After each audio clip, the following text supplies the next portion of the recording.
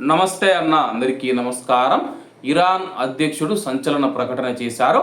America ఇజ్రాయిల్తో యుద్ధం ప్రారంభమైనప్పటి నుంచి Iran ఆర్థిక ఇబ్బందులు మరింత తీవ్రతరమయ్యాయని చెప్పేసి చమురు ఆదాయాలు తగ్గాయి, పారిశ్రామిక సౌకర్యాలు దెబ్బతినడం వంటి ఆర్థిక వ్యవస్థ పైన మరింత ఒత్తిడి పెంచుతూ ఉన్నాయని చెప్పి ఇరాన్ అధ్యక్షుడు మసూద్ పెజిక్షియాన్ గారు తెలిపారు. ఇరాన్ మీడియా ప్రచురించిన ఒక ప్రకటనలో పెజిక్షియాన్ మాట్లాడుతూ చమురు అమ్మకాలు తీవ్రంగా పడిపోవడంతో పెరిగిన ఖర్చులు, ప్రభుత్వ ఆదాయాలు తగ్గడమే ధరల పెరుగుదలకు కారణమని చెప్పారు. మా ఆదాయం తగ్గిపోయింది. మేము గతంలో చమురు అమ్మేవాళ్ళం, కానీ ఇప్పుడు అమ్మలేకపోతూ ఉన్నామని చెప్పాను అన్నారు. వాణిజ్య మార్గాలకు అంతరాయాలు ఏర్పడడం వల్ల దిగుమతి వస్తువుల ధరలు పెరిగాయని చెప్పి పెజిక్షియాన్ తెలిపారు. గతంలో ప్రత్యక్ష మార్గాల ద్వారా ఇరాన్లోకి ప్రవేశించే ఉత్పత్తులు ఇప్పుడు ప్రత్యామ్నాయ మార్గాల ద్వారా తీసుకొని వస్తూ ఉన్నాము.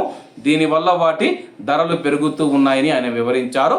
యుద్ధ సమయంలో పారిశ్రామిక సౌకర్యాలకు జరిగిన నష్టం ఆర్థిక వ్యవస్థను మరింత బలహీనపరిచింది, ప్రభుత్వ పన్ను రాబడులను తగ్గించిందని తెలిపారు.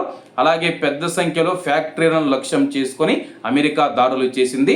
దెబ్బతిన్న ఫ్యాక్టరీల నుంచి ప్రభుత్వం ఇకపై పన్ను వసూలు చేయలేదు, బదులుగా అవి తిరిగి కార్యకలాపాలు ప్రారంభించేందుకు ఆర్థిక సహాయం అందించాల్సి ఉంటుందని చెప్పి తెలిపారనమాట. ప్రస్తుతానికైతే కానీ ఇరాన్ పరిస్థితి ఏమీ బాగాలేదు. ఒక పక్క ధరలు పెరిగిపోతూ ఉన్నాయి.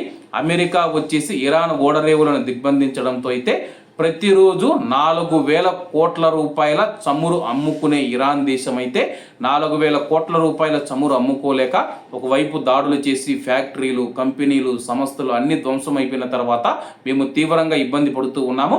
ఒకవైపు ధరలు పెరిగిపోతూ ఉన్నాయి. ఏం జరుగుతుందో వేచి చూడాల్సి ఉందని చెప్పేసి మసూద్ పెజిక్షియాన్ గురువు తెలిపారనమాట. కాబట్టి అందరూ బాగుండాలి, అందులో మనం ఉండాలి. అందరికీ నమస్తే అన్న, జై హింద్.